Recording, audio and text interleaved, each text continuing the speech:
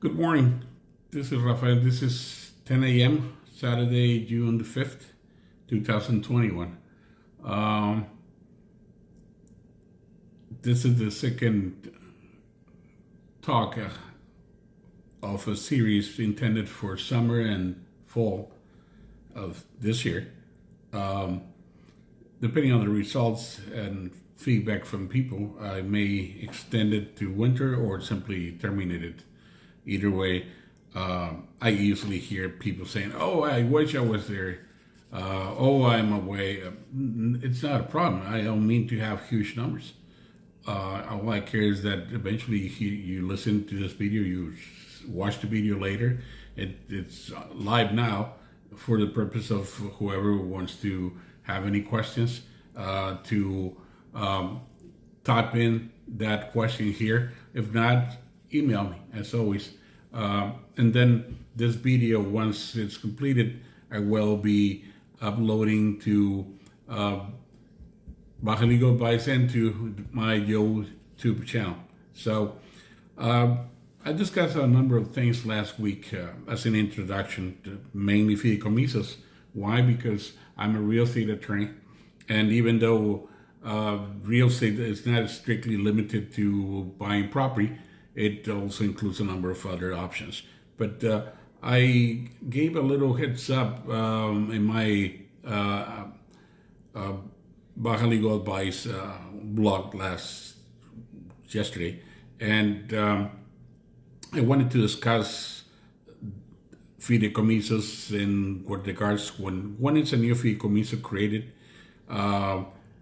what is an assignment of trust rights from an existing Fideicomiso, and what are the issues that are associated with it that may cause a problem that need to be addressed and identified to make sure that when you sign a purchase agreement that you take into consideration the fact that the time that you consider for the term for closing be the realistic one. There's a number of mistakes incurred by a number of real estate agents along the peninsula when it comes to misunderstanding or misinforming to the client what is to be understood at the closing term.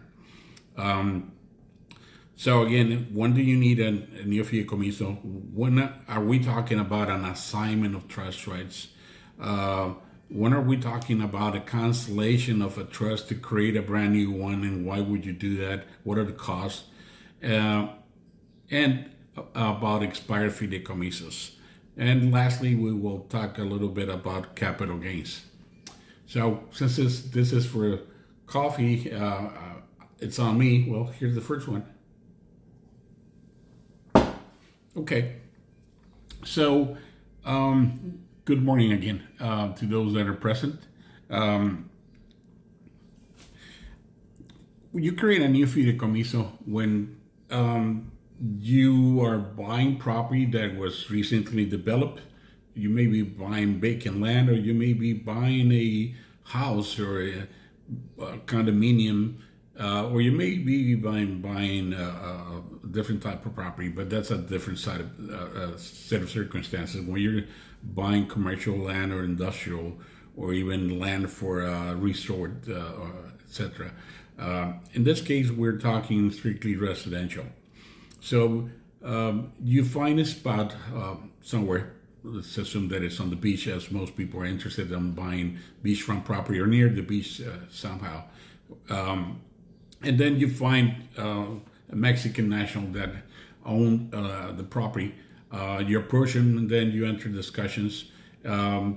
Sometimes or most of the time, you will find the property in a listing. So you're talking to an agent, the agent that represents the seller, and so you're asking him for the following documents, and you're asking the agent for the following documents. Make sure to understand this. I would not ever propose that you actually enter a proposal to purchase if you haven't done due diligence first. Yes, people may say, well, that's done after. Well, that's customary, but I don't suggest it. I don't propose it. I don't endorse it. Why? Well, you're investing time. and making sure that that property that you like and the price that you eventually agreed upon is transactable. Why? Because you have to do due diligence. So what is due diligence? Title search, among others. So you have to ask the seller, whoever that is, an individual or an entity, the developer, an American, a Canadian, under a Fideicomiso, or sold by a Mexican, as you call it, an escritura. Oh boy, let me reduce this. Shoot, I hate this. I'm having to. Okay. So when you create a brand new Fideicomiso, you need proof of ownership. What is the proof of ownership? You need to ask for a full set of the deed of the escritura, as you call it, or the Fideicomiso. Either way, both of them are escrituras. But make sure to understand what is it that I'm saying when I discuss the full copy of the escritura or the full copy of the Fideicomiso. Normally, you're given just the bare essential deed, which is, I don't know, a number of pages, usually legal size. But you need the support documentation. What is the support documentation? Probably the permit from the government of Mexico to create a Fideicomiso, which if you're buying from an existing Fideicomiso, it's probably been there in the Fideicomiso for a number of years, probably over 30 years, as I've seen many times. I've seen property change hands often. And then you find that you have a Fideicomiso, right? And the seller is one of the many people in the chain of title, right? The chain of ownership. But you're missing all the previous history because you're just looking at the latest transaction where this seller is eventually trying to sell to you. But what happened with the rest of the story? What happened with the rest of the paperwork? Yeah, you could do a title search, and that may take you from a few days to 3 weeks if you're in Tijuana, where there's a lot of transactions going on, and you go to the public register of property and commerce, and there's a long line of people. There's hundreds of people going in every day compared to, say, to Loreto, where they probably have a few people there. So that will take you probably 2 weeks to get a proof of those documents to make sure that you have the whole story. So don't settle for just the escritura. The escritura, I call the escritura just the bare essential. You need the support documentation, and we call that testimonio. Testimonio is the master set. I call it the master set because it has all the support documentation, the permit from the government for the Fideicomiso, the transfers of the property from one person to the other. You have the appraisal, the last appraisal from this fellow that's trying to sell to you, and you also have the layout, and you have the no lien certificates, copies of the IDs, etc., etc., etc. You need all that because someone like me needs it to identify, to review, to validate, and to advise. Okay, so it's not just having it for the sake of having it. The notario is not going to personalize things to a point. He's just making sure that the property belongs to the seller, that the property owes no taxes, that there's no liens, okay, and that the parties are identified as being who they are supposed to be, seller and buyer, and that taxes are paid, and that we withholds taxes for the city, for the state, and for the federal government. So yes, you have to have the full set of Fideicomiso. So a brand new Fideicomiso is created when there's been no previous Fideicomiso, okay? And the seller is a Mexican or a developer. You're the first ever owner of a Fideicomiso, of the property under a Fideicomiso, okay? So we create a brand new Fideicomiso. I usually choose Banbajío. There's a number of other good banks, but I haven't dealt with the many new banks. I just don't much care for that because I don't want to enter or propose an issue where a bank is one of those here today, gone tomorrow banks, such as Interacciones. And you may remember those that have a Fideicomiso with Banorte, that Interacciones came into the scene a few years ago and then eventually sold out and transferred all its client base to Banorte, which is already a slow bank, and often they go without representation in Cabo, and it takes months and months to get anything done. So yeah, I usually propose Bambajillo because they get the job done quick, well enough, and at the right cost. And they're there when you need them. So I usually create a brand new Fideicomiso within 60 days with them, because when the parties agree to the terms, and when due diligence is done correctly, and due diligence evidence is that there's no clouds of title, that the property is free and clear, that taxes are paid for, that if there's a community homeowners association, fees are current, and that the seller is not having to have, say, a wife that is gone strange, or he's divorced but they never settle on the transfer of the property. You have to have all the owners on board selling and agreeing to every term. So usually this will take 60 days maximum under ideal circumstances. That's when you create a brand new Fideicomiso. But also you create a brand new Fideicomiso under the following set of circumstances. As I mentioned, chain of title. You have a number of people who have owned that property before you, okay? 1, 2, 3, whichever. And I've seen up to 5 people, 5 different owners along from the first Fideicomiso back in the early 80s up to today, 2021. And the Fideicomiso is assigned, so it's not a brand new Fideicomiso. The Fideicomiso is assigned and taken over by the next buyer, by the next buyer, by the next buyer. But guess what? With time, those Fideicomisos initially were for 30 years, it's starting back in the year 1973.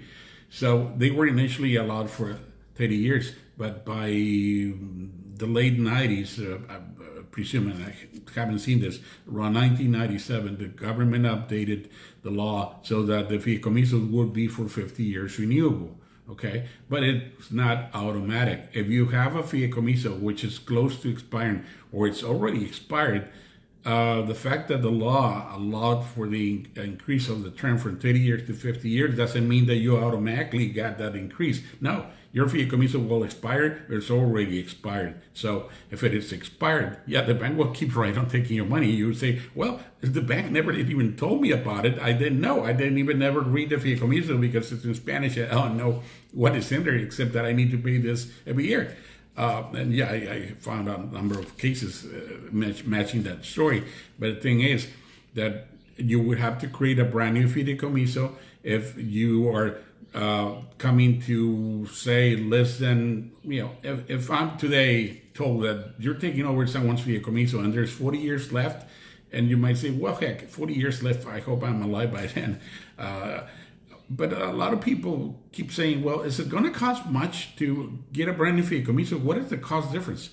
Actually, it's only $973 to get a brand new Fideicomiso, a brand new 50-year Fideicomiso. So if you still have 40 years left, I say go for it and get the fresh new 50-year Fideicomiso, okay? But also make sure of the following. Keep in mind that one thing is to buy vacant land and a different thing is to buy a house, okay? The moment that you buy vacant land, and if it exceeds 2,001 meters, the government has you sign a pledge on behalf of the federal government, where if the property is 2,001 to 2,500 square meters, they will bind you to invest $250,000 in 24 months or forfeit the property on behalf of the Mexican government. Yes, you heard that right. Forfeit the property on behalf of the federal government because you failed to live up to that investment commitment within those 24 months. You may ask validly, have I seen this clause, this pledge being enforced? No, I have not. Should you be concerned if you're under a circumstance or under such an obligation and you haven't even found out that you're actually bound to it? Look at your Fideicomiso, make sure that if your property is 2,001 meters or more, make sure that if there's a pledge there, that we have a conversation, because you may be at default. At any time, the government of Mexico can ask all the banks, give us a list of the clients that you have with a property with 2,001 or more square meters, and confirm that these folks have lived up to that commitment. And then it's up to the government to pull the trigger, and then you'll be in a real bad spot. And don't blame that on Mexico being anti-American, anti-Canadian, anti-whatever. It was a pledge. It's a binding document. Many people are at default, and I know that as I have a number of files demonstrating that. But they said, well, Mexican are going to approve the plaque. I'll just stay as it is. Well, it's your money. It's your grief. So you, when you are assigned a fideicomiso, it's always important to make sure of the following. What is the name of the bank that holds the deed of the trust? If it is Bancomer, transferring that to a fideicomiso may be delayed for a number of things. Not only are they slow, the other thing is that the bank, has this interior policy, their institutional policies that delay things. They have such a big bureaucratic system for the legal department matching up to the trust department that everything has to go through a number of people, and that delays things. Responses are few, and I mean, it took me 7 months just to transfer a fideicomiso, in which the client was about, the buyer, which I represented, had given up, and the seller had pleaded not to cancel the agreement, and eventually we got it done with everyone pulling forward, but it was delayed by the bank for a long time. So careful. If you have Bancomer there, do not accept a term which is less than 4 months at least to for the sake of the term. 120 days to be extended when there's circumstances outside of control of the parties that impede the closing of the agreement as they intended. So make sure that you, within reason, as a buyer, are able to cap as to how long are you actually willing to wait for that transfer of the property, because it takes 6 months, 8 months. One other thing that usually delays things, Bancomer is so absolutely complicated, because when you have a federal zone concession, and probably over the next 3 weeks, we should discuss specifically federal zone concessions and how complicated that can be. But when you have federal zone concession, Bancomer wants the federal zone concession to be made out to them. Okay, to them, of course, but with regards to the fideicomiso. The thing is that when you're about to sell the property as a seller, and you have a federal zone on your name, guess what? The federal zone concession is not transferable. It's not transferable. So you eventually have to start out anew and pay $7,000 or more, and up to 2 years to get it done under your name. So that is an issue, because sometimes when you're buying property, the fideicomiso extends to this far, right? And you have the serve right there, but you have the federal zone concession, which is 20 meters measured from the highest measured height, okay, towards this area.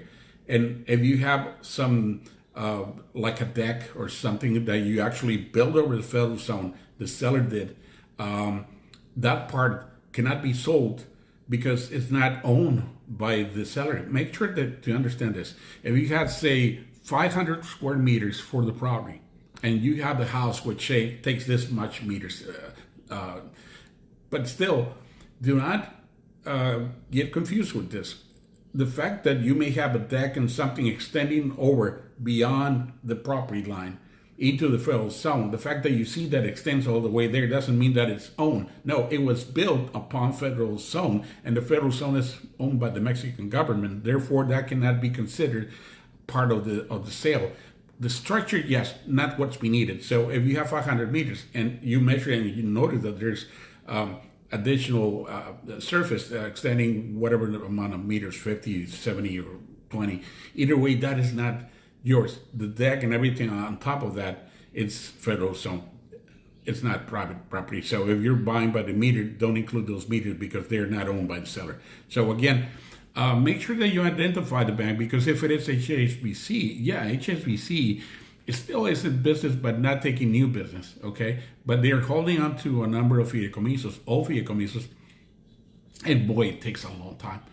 It took me 18 months to get this property amended, where there were some changes needed into the ownership of the property, co-owned by 6 people, 3 couples. one of which had become divorced, and then there were changes and things like that. 18 months. And oh, by the way, that Fideicomiso had been expired, and folks wanting to sell the property didn't even know about it. If you have an expired Fideicomiso, that's problematic enough. But you have HSBC in the middle, that makes it so much difficult, and it takes a long time because HSBC no longer has any representatives in Mexico except in Central Mexico. So whatever you do on the phone, by email, and then if and when you get a response from them, they will suggest that you go to their offices in Mexico City, where they will appoint a notary to take care of the formalities, and you will have to travel or send your proxy to travel there and sign the deal in the presence of a notary public that the bank chooses. Now, they will come to you, but you will have to pay around $500 or something for travel expenses and all for that representative to come over to you. But that will take time. So again, be realistic when it comes to closing terms. Do not consider 60 days. It is absolutely insane that people keep saying 60 days when they don't consider the facts that are causing or will cause delays, okay? Another bank which is problematic is Banorte Interacciones, as I already mentioned before. The worst probably is HSBC because of them being slow responding and being in such a remote place as Central Mexico, when we're talking basically the Baja California Peninsula. So let's be realistic. Whenever you come to discuss terms, be realistic. This is COVID related to, because offices are not manned or fully staffed or working from an office. Still, a number of banks are working. The employees are working from their home. And so this is simply slows down everything. So always be realistic with closing term. Make sure that you do not enter an agreement without due diligence first. When do you cancel a Fideicomiso? You cancel a Fideicomiso under the following circumstances. You have a property that is in a Fideicomiso with whatever bank that is.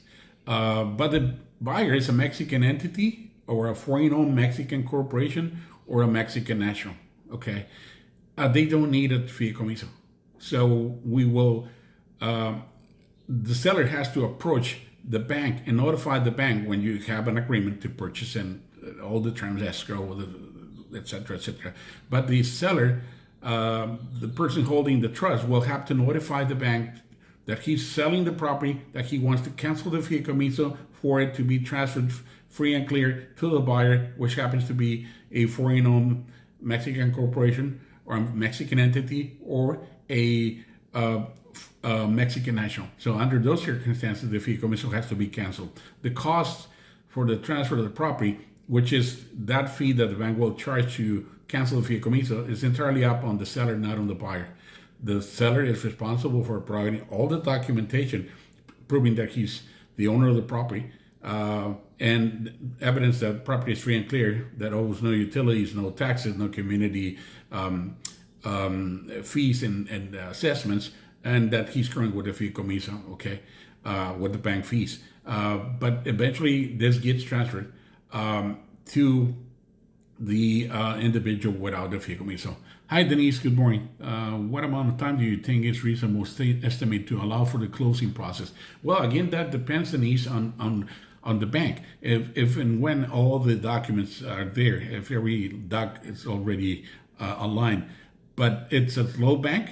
HSBC, no less than 6 months. No less than 6 banks and 6 months. And I would consider Banorte and Bancomer being on the same boat. I'm not experienced with Deutsche Bank, but I believe it's quite popular in Loreto. But unless it's, what are the banks that are actually that dynamic that you can pretty much assume that within 90 days you get things done? Banbajío, Santander, Scotiabank. I hear good things about BIMSA. Then Banco, there's a bank that took over Banco Nacional de Mexico client base, which I used to work for Banco Nacional de Mexico. That's where I cut my teeth or got my feet wet in Fideicomisos when they hired me to be the trust executive for all the peninsula, and I was taking care of that petrogal. But again, a reasonable estimate to allow for the closing process, no less than 90 days, but I would always propose 120 days due to banks being unpredictable and due to COVID still being a problem, okay? And due to, city offices and being slowed down by this too. So again, so we discussed brand new Fideicomisos, an assignment of trust rights, and when it's convenient to make sure that it's in your best interest to get a brand new Fideicomiso, canceling the original Fideicomiso, even if you have 40 years left. Come on, if it's going to cost you $973 more, why not get a new Fideicomiso, a new permit, cancel that old one, transfer it to you with a bank that actually works for you. You cut off a bank that will be, problematic, bureaucratic, expensive, slow responding. Why not get a brand new bank to step in? Again, Bambajillo. They don't pay me a dime for this, by the way. Actually, many times that I send them work, they want to refer this to a closing agent down there in Cabo. And I keep asking, why are you doing this? I'm the guy who's running this, so quit doing that, okay? So that you see that I'm not making a dime on them. I'm proposing this bank only for the fact that their performance-based, they're absolutely marvelous, okay? Outside of that, I'm okay with it. But again, so we discussed a brand new Fideicomiso, the assignment of trust rights, and a cancellation. Now we look at the expired Fideicomisos. What happens when you have an expired Fideicomiso? I hope that my voice is clear enough, because I was told last time that I was speaking too slow, or that my voice was much too low, or the volume was too low. So an expired Fideicomiso doesn't mean that the bank will not take your money. The bank will keep right on charging you and asking for you to pay the money, even though they don't send statements, which is such a ridiculous thing. So you have to pay them. But make sure that you read your Fideicomiso and look at not when you bought, but actually if you took over an assignment of Fideicomisos and you look at the initial permit, and if you did not renew and extend for additional term, the Fideicomiso, chances are yours may be expired if you took over one that was created back in the other millennia, in the other century, okay? So a lot of people find out at the worst possible time because they want to sell property, or they trust owners of the Fideicomiso, they passed away, you're the son, you're the beneficiary, the alternate beneficiary, and you want to take over, and guess what? You cannot do that if the Fideicomiso became expired, even though the bank was taking the fees, okay? So you have to renew the Fideicomiso. And it could be a problem because a number of notary publics do not want to do this because of one particular reason. The old Fideicomisos, at least a lot of the ones that I reviewed, have this clause in the permit that the buyer, or in this case the assignee, will have to update the Fideicomiso 6 months prior to the expiration. And if the Fideicomiso becomes expired, that the bank will put the property on auction. Yes, you heard that right. Look at the Fideicomiso, have it interpreted to you, because I know it's in Spanish and you probably are not bilingual and you probably don't understand this legal terminology. But some notaries get cold feet when it comes to your attorney, your closing agent approaching the federal government and the bank to get a brand new permit. The bank will consent to that. I haven't heard problems, specifically HSBC or Banorte. So we get a brand new permit or an extension of 20 years. And the notaries have cold feet, some of them have, and it takes a while to find one that will accept. Because even though the government has consented to extending the Fideicomiso, the notario keeps saying, well, I cannot, because see, there's a clause here in the initial permit that says that the property should have been auctioned off. I'm not taking part.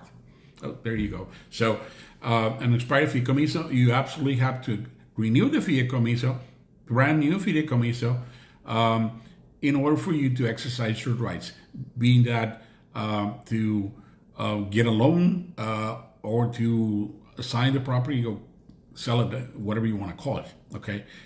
So, you know what? It's 1 minute left, and I don't have time for discussing capital gains. We will do that probably over the next few weeks because next week, Denise Stubbs from Live in Loreto, well, www.liveinloreto.com will be our host.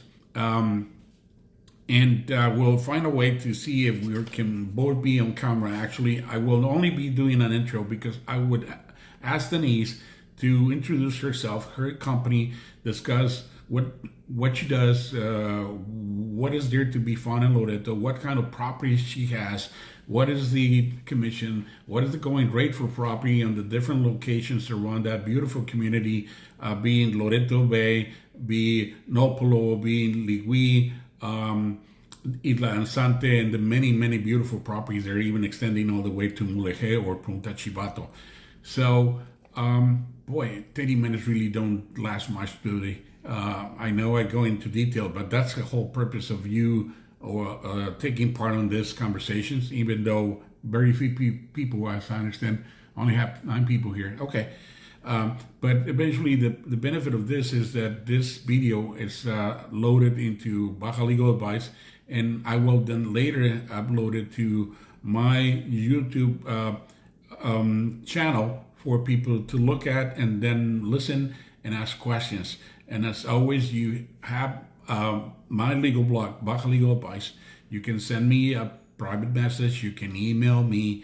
You can send comments or proposals or critiques to my YouTube page, or send me or call me 619-409-2610.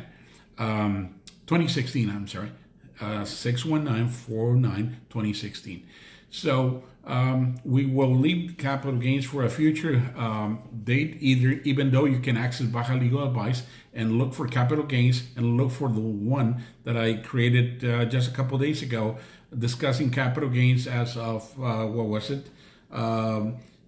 June the 5th or the 3rd. Updating that capital gains. If you qualify for capital gains exemption, you probably be free up to $238,000 or something. Yes, $238,259. You want to find out how to do that? Hire me. I'm available. Bye now.